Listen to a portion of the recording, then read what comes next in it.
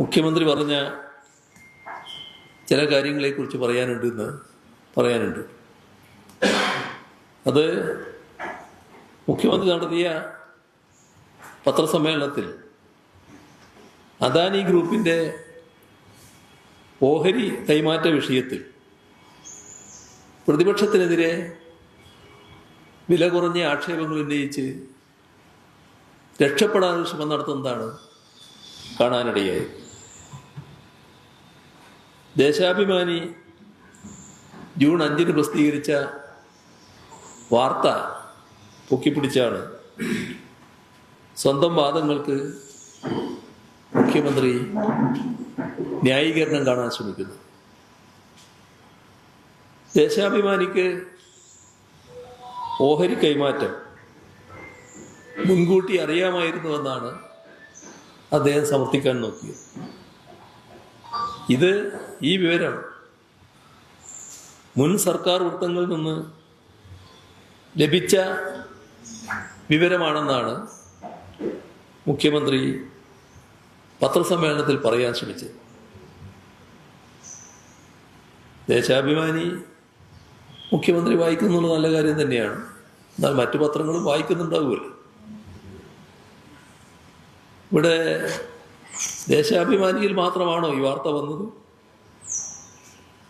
ദേശാഭിമാനിയുടെ വാർത്ത 5-നാണ് എന്ന് അദ്ദേഹം തന്നെ പറഞ്ഞു. ജൂൺ 1 ഇതുമായി ബന്ധപ്പെട്ട വാർത്ത കൊടുത്ത മാധ്യമമാണ് എക്കണോമിക് ടൈംസ്. ജൂൺ 3 ഇതുമായി ബന്ധപ്പെട്ട വാർത്ത കൊടുത്ത മാധ്യമമാണ് മാതൃഭൂമി.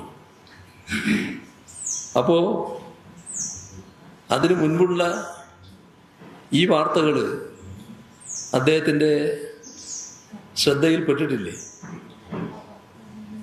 അപ്പോൾ മറ്റു മാധ്യമങ്ങൾ മുൻപേ തന്നെ റിപ്പോർട്ട് ചെയ്തൊരു വാർത്ത 3-4 ദിവസം കഴിഞ്ഞ് ദേശാഭിമാനി റിപ്പോർട്ട് ചെയ്തതിനെയാണ് ദേശാഭിമാനി എന്തോ രഹസ്യ വിവരം പുറത്തുവിട്ടു എന്ന നിലയിൽ മുഖ്യമന്ത്രി അവതരിപ്പിക്കുന്നു.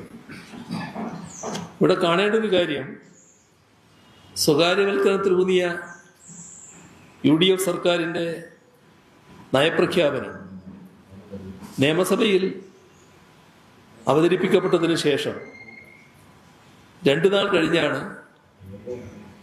എക്കണോമിക് ടൈംസിലൂടെ ഈ വാർത്ത ആദ്യം പുറത്തു വരുന്നത്. APSS in talks to sell stake in Vizhinjam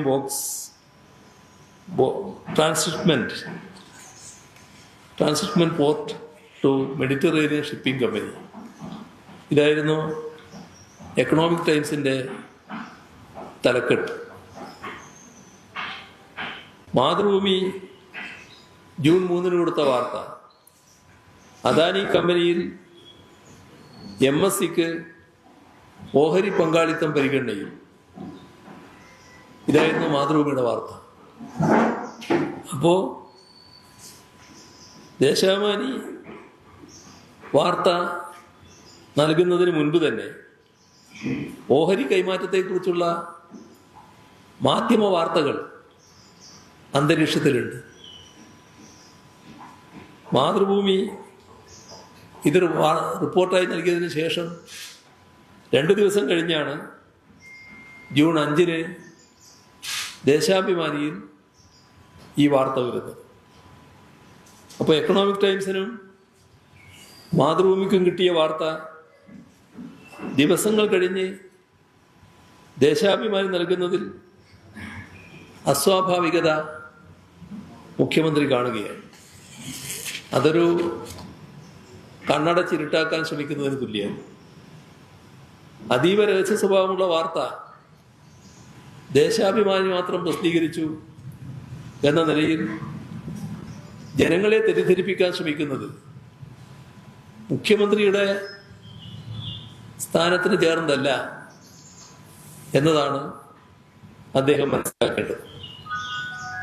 ഇത്തരത്തിലുള്ള തൊടുന്യായങ്ങൾ കൊണ്ടൊന്നും UDF സർക്കാരിന് വിഴിഞ്ഞം ഓഹരി കൈമാറ്റത്തിലെ അടിസ്ഥാന വിഷയങ്ങളിൽ നിന്നും ഒഴിഞ്ഞു മാറാനാവില്ല. അത്രയാണ് ഈ ഘട്ടത്തിൽ അതുമായി ബന്ധപ്പെട്ട് പറയാനുള്ളത്.